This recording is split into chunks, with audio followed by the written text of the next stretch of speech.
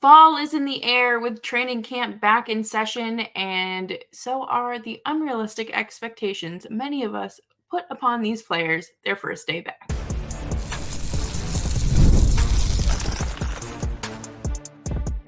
You're Locked On Flames, your daily podcast on the Calgary Flames. Part of the Locked On Podcast Network, your team every day. Hello, everybody, and welcome to today's episode of Locked On Flames. As always, I am your host, Jess Belmosto, and thank you so much for making Locked On Flames part of your day. Today's episode is brought to you by FanDuel. Now through September 22nd, all FanDuel customers can bet $5 and get a 3-week free trial of NFL Sunday Ticket from YouTube and YouTube TV. Today, we're going to be checking in from the first day of training camp.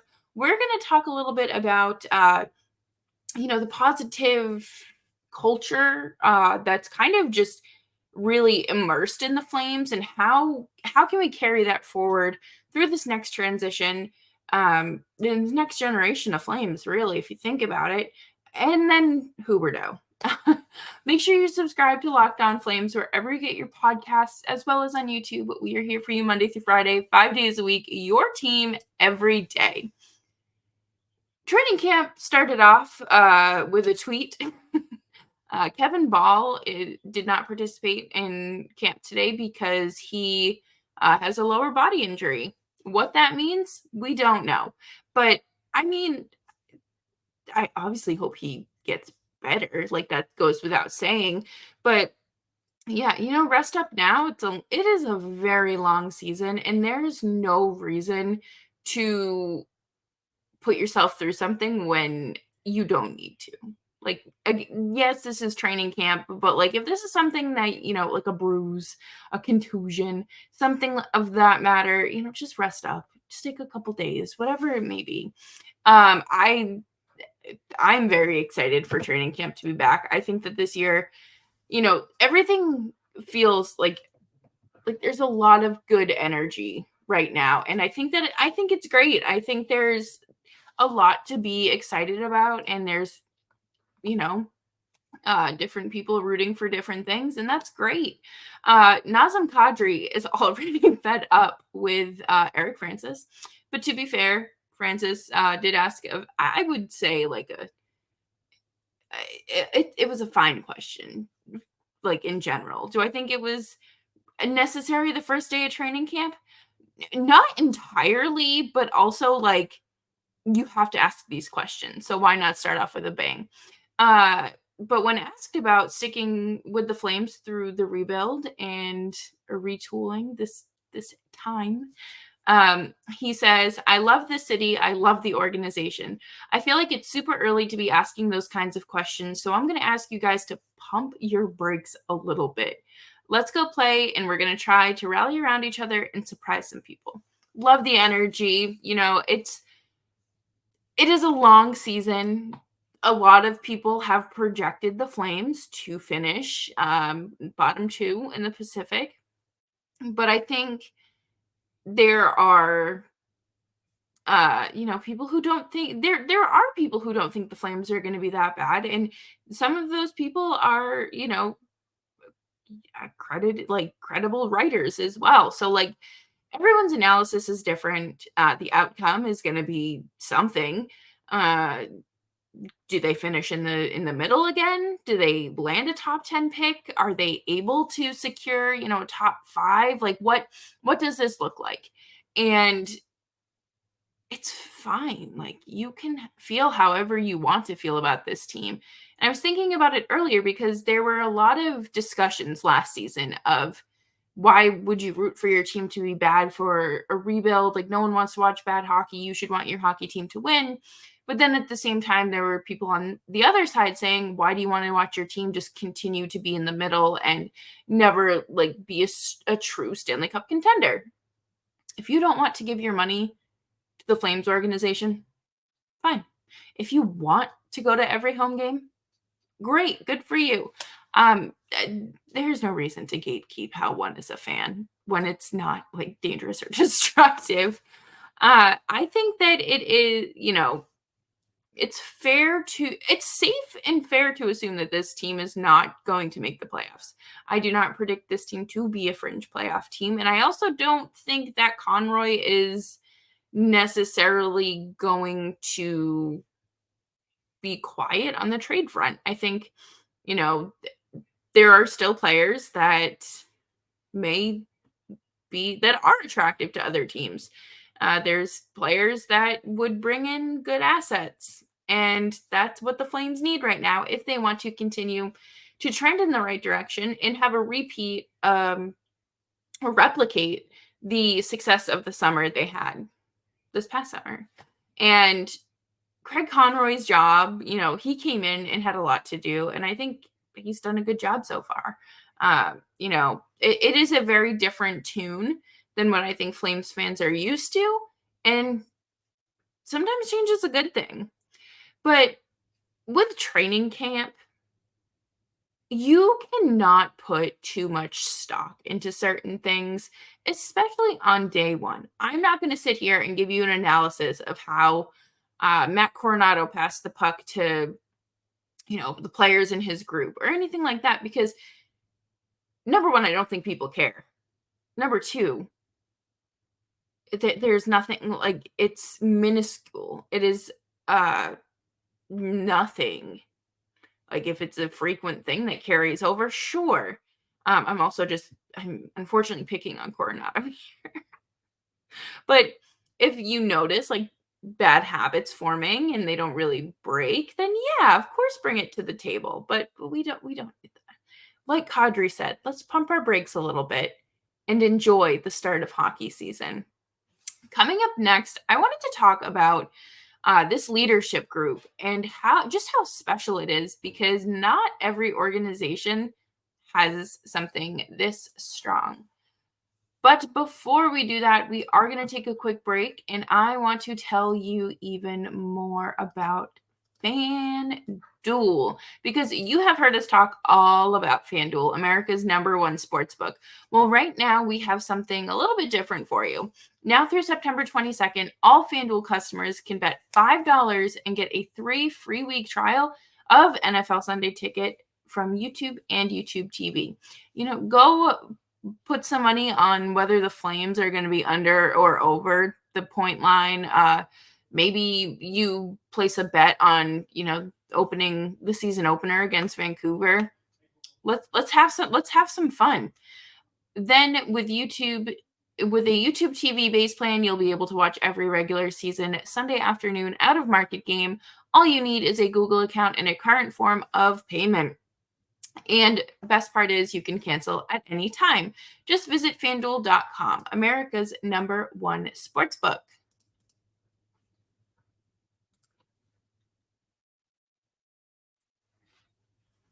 Thank you, everyone, for hanging out with me today on Locked On Flames. Make sure you're subscribed wherever you get your podcasts so you never miss an episode, because we're back Monday through Friday, 5 days a week, your Calgary Flames every day.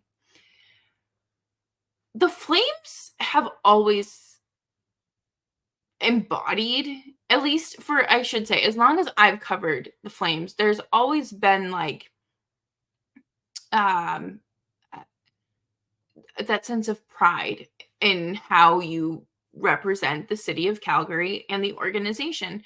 I think that there have been moments in the past where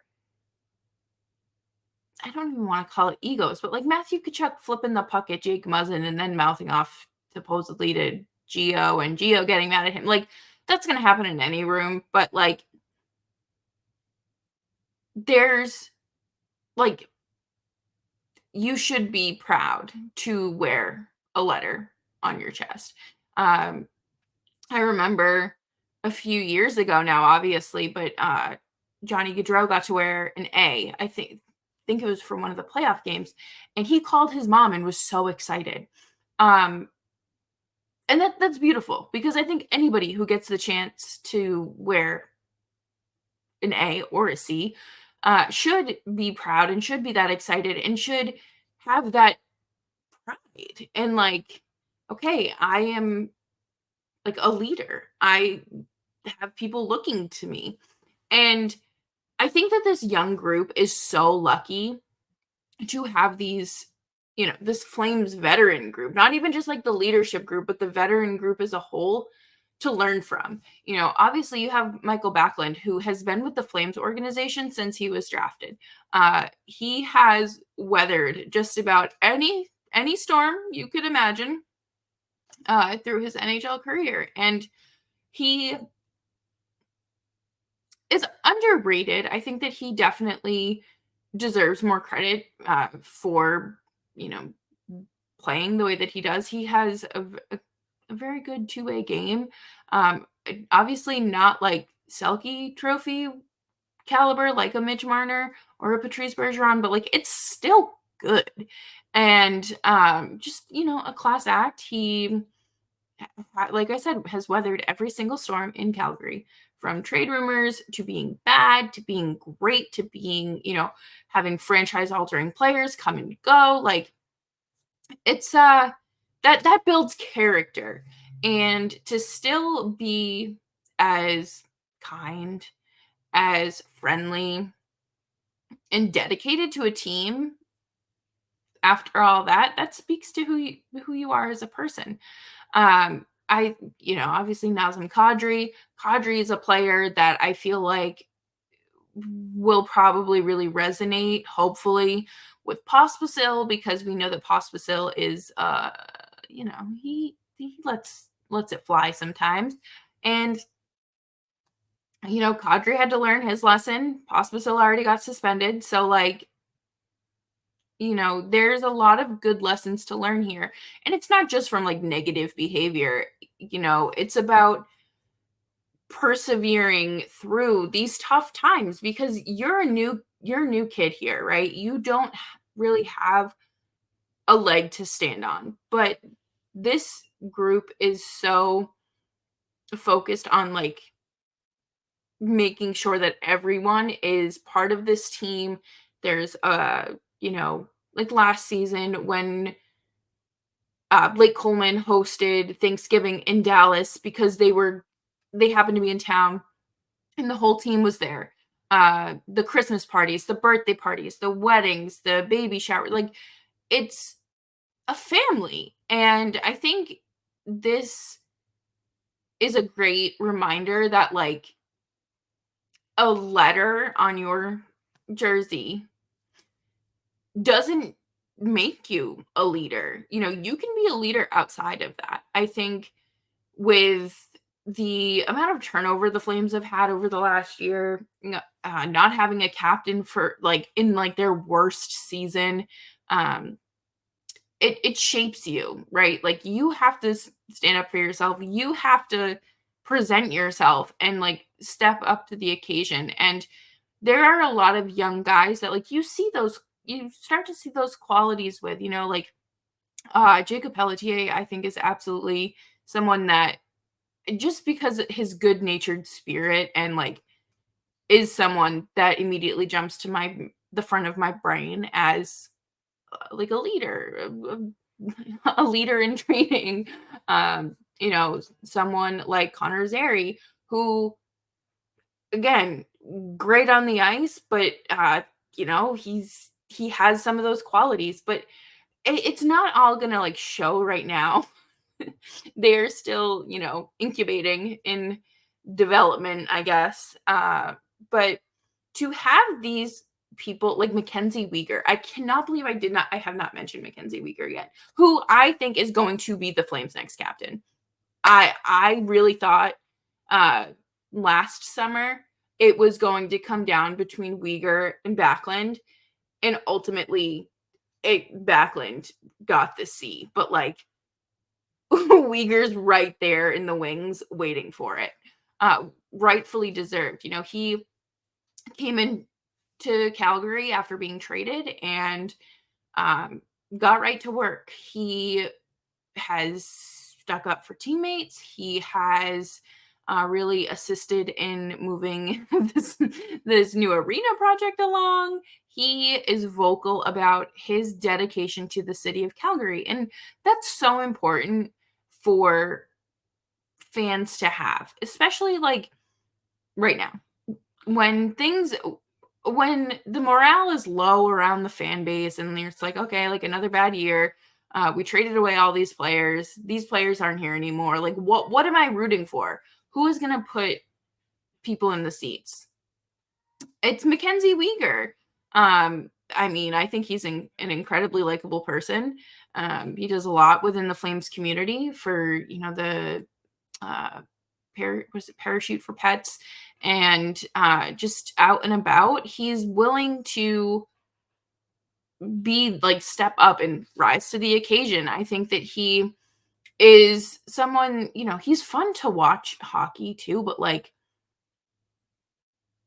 he's a great defenseman, and your captain does not have to be the best player on the team. I think that is something that some people don't recognize, but I think Uyghur is just great all around, and having someone like him and the rest of the veterans to look up to is great. Like, they're fostering an environment that I hope continues. You don't see these guys down and out. Like, they are willing to put in the work even when players were getting traded. Uyghur has been the most vocal in terms of, you hear of guys not wanting to be here or be wherever, and they're wanting to leave and blah, blah, blah. Like, that's not me. I'm here to play. I'm here to do this for the city. And you should establish roots in the city you're playing in and really back that up. And I think Uyghur has done that. Rasmus Anderson too. Rasmus Anderson came into this league a chubby, out of shape kid, and Ryan Huska whipped his booty into shape and has turned him into a top pairing defenseman. So, I mean, it shows you that you don't have to be like an elite player. They're stars. They're just like us. But no, like, in all seriousness, this is a great group for the Flames and Wranglers to learn from. And it's important to lean on that group, I would say, especially during the season. Like, there are going to be bad games. It's an 82 game season. Not everyone's going to be good. Not everyone's going to be bad. But when things start, I think back to 2 seasons ago with the Sutter situation in the locker rooms and just how dysfunctional, chaotic it was. I feel like any of the veterans are going to step up and be like, no, we don't do that. Or they'll communicate. I think that's the biggest thing that the Flames were missing that season. But it's a good group. And the Flames should be proud of themselves for the environment that they foster, for the culture that they have bred. That sounds so weird. Bred over the years. And there's a lot to be proud of with that. And, people say, oh, I'm so proud to have, to wear this logo on my chest. Good. Because it's a privilege. And I hope that, everyone learned something from each other this season. That's the good part about all this, right? But coming up next, we are going to wrap up the show with some Huberdeau chatter, because what would a Flames podcast be without some Jonathan Huberdeau talk? But before we do that, we are going to take a quick break, and I want to talk to you about an app that I will be frequently using this fall and winter, and that would be Game Time. Game Time is the app for your live events. If you want tickets to concerts, hockey games, football games, theater, comedy shows, you name it, Game Time is the app for you. And Game Time has a new feature called Game Time Picks that makes getting tickets for your favorite live events even easier. Game Time Picks filters out the fluff to show you only incredible deals on great seats, so you don't have to waste your time searching through thousands of tickets. I appreciate a good streamlined process, and that's great because I don't want to be looking there. But I will be using their panoramic view from your seat to take advantage of these deals. And I really love that you can do the all-in pricing feature. All you have to do is click the little toggle, and you get to see your total upfront with no surprise fees at checkout. Game time ticket coverage is the best within the industry because your purchase is covered with the most flexible customer service policy. Take the guesswork out of buying tickets with Game Time. Download the Game Time app, create an account, and redeem code Locked On NHL for $20 off of your first purchase. That's LOCKEDON NHL for $20 off of your first purchase with Game Time. Download the Game Time app today. What time is it? It is game time.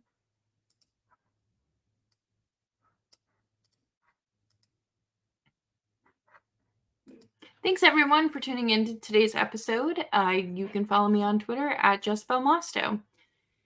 We know. Okay? We know. We all know. We have exhausted this subject. And this is only his third season in the city. And this is not necessarily his fault. Okay? Huberdeau has to do everything he can to be a $10.5 million or close to a $10.5 million player. And you can't necessarily teach an old dog new tricks. Huberdeau's not that much older than me, so that's really saying that hurts me. But Huberdeau's style of play in Florida, where he had all that great success, is very different than the style of play and type of players he is playing with in Calgary. And I think we all come to terms that we may never see an 80-point Jonathan Huberdeau season again. Okay? However, going from 55 to 52 is not good. Right? Right? We're in agreement that like declining in points was bad enough, but then continuing to decline is bad.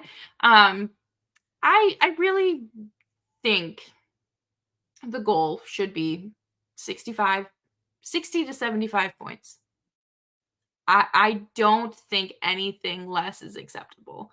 And I get it. I get it. There really aren't any superstars on this team. And that's tough.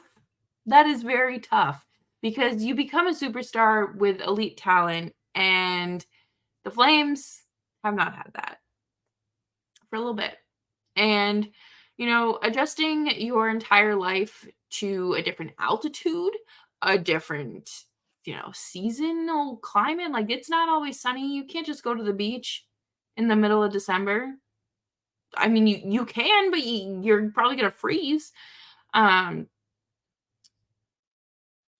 We being critical of Jonathan Huberdeau is fine, but there is a line because I think some people, not you guys, some people are very nasty when it comes to criticizing Huberdeau, and any player. We know that their families see these things online. You need to be nice, and I think a lot about what it does to one's psyche. Like if you know you're struggling and you can't break that and you can't like snap out of it, that is tough. But we did see, a point a little bit, like he had like 10 points in 10 games after the first of the year last year, which is great. However, I would like to see more of that. I don't think a training regimen is necessarily going to do the trick. I don't know. I mean, fake it till you make it. I understand. And I love Huberdeau. I want nothing more than to see him succeed because that makes me feel a lot better about the cap situation. And the situation with the team. I do not root for anyone's downfall, really, unless like they're not on my team, right? I think it does nothing good to just sit here and complain about Huberdeau. I want to see more from him this season, though, and I think that if the Flames will never explore the buyout option with him because you are not saving any money, and dead money on the books is the same as dead weight on the ice. You might as well have him there.